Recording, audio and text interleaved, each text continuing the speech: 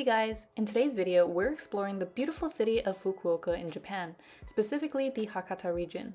I was in the area for a research conference and thought I'd put together some footage showing what the city has to offer. Right away you can tell that Fukuoka is not nearly as crowded as the main tourist cities like Osaka and Tokyo, so we found the quiet and peaceful atmosphere to be very welcoming. We stayed at the Esperia Hotel and were very happy with the breakfast included in their stays. I only have a couple pictures, but look at this feast. They had Western and Japanese options, including miso soup, curry, melt-in-your-mouth mackerel, and matcha lattes better than most cafes in North America.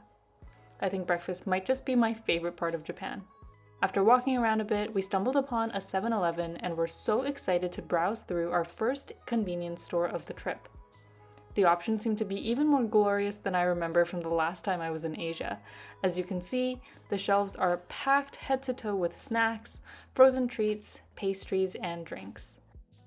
We had some trouble with the coffee machine, so a staff member had to help us despite not knowing any English, and they were very kind and helpful helping us get oriented.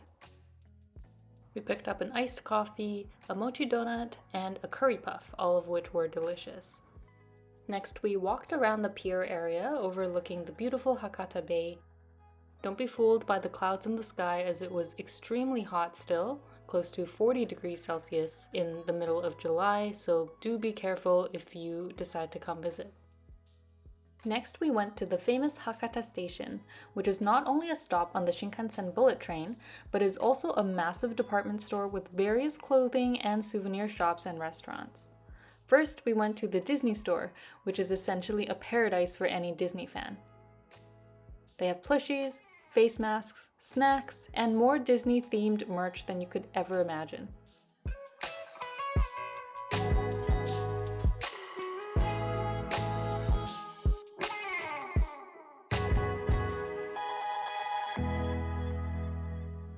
You could easily spend an hour in the store, but we unfortunately had to keep a tight schedule.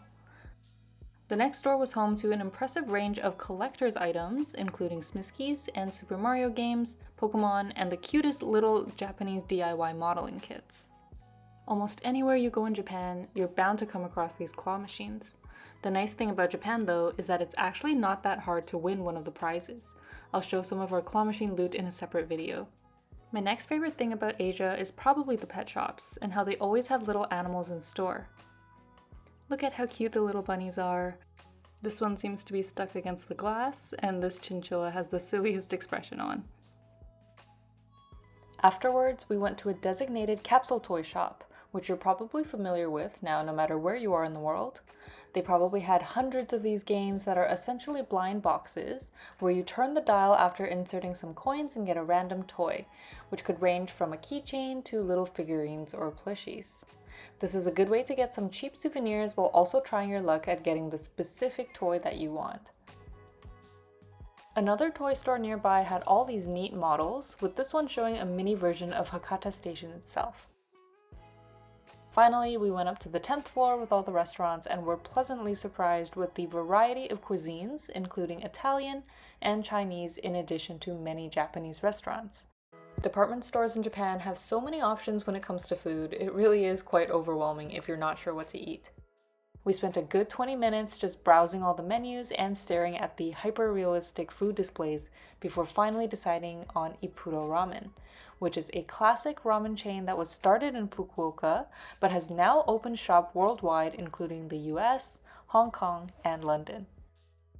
I went with the Shiromaru Classic and was very happy with my choice. Some locals even think that Ipuro is better than Ichiran, so it's definitely worth a visit if you're in the area. After lunch, we walked around in search of some dessert and came across the Peanuts Cafe. We didn't get to sit down this time, but all the Peanuts-themed desserts looked super cute from the outside. We ended up going to a cafe specializing in matcha desserts and ordered the matcha shaved ice, a mango juice, and some dango or rice cakes with matcha powder on top. The shaved ice came with red bean, condensed milk, and matcha ice cream. And since the matcha was actually infused into the ice itself, the flavor was really rich, and I think this might have been the best matcha shaved ice I've ever had. Highly recommend this place as we had a great experience. That pretty much brings us to the end of this video. I hope you enjoyed watching a little snapshot of our time in Fukuoka. Please like and subscribe, and we'll see you in the next video.